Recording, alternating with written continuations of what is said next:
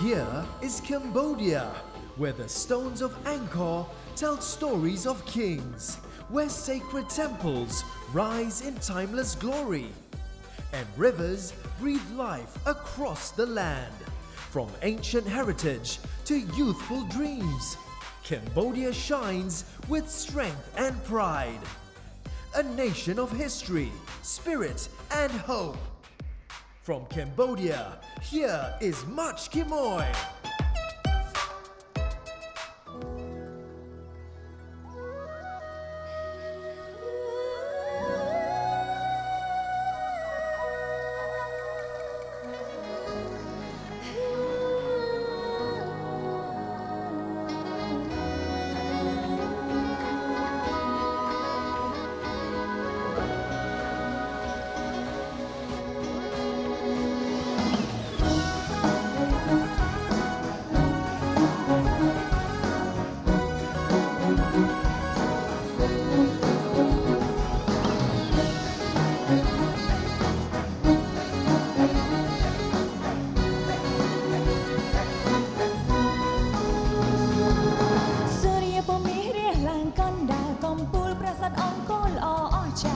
លើទឹកដីខាងរាកម្ពុជាសុខសាន្តទេពី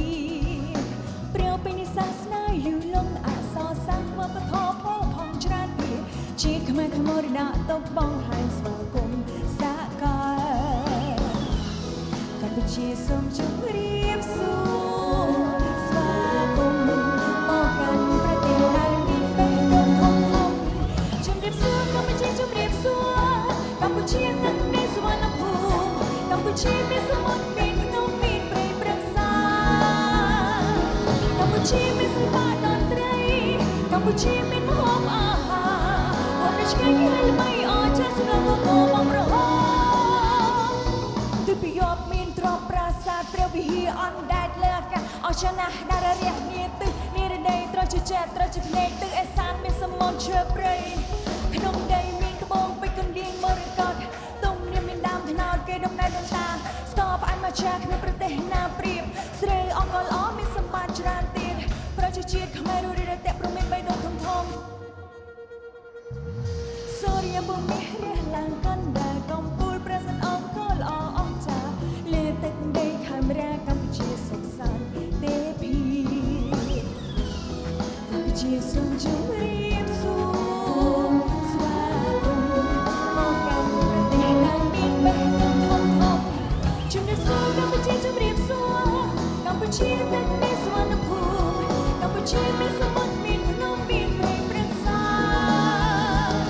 កម្ពុជាមានសិល្បៈតន្ត្រី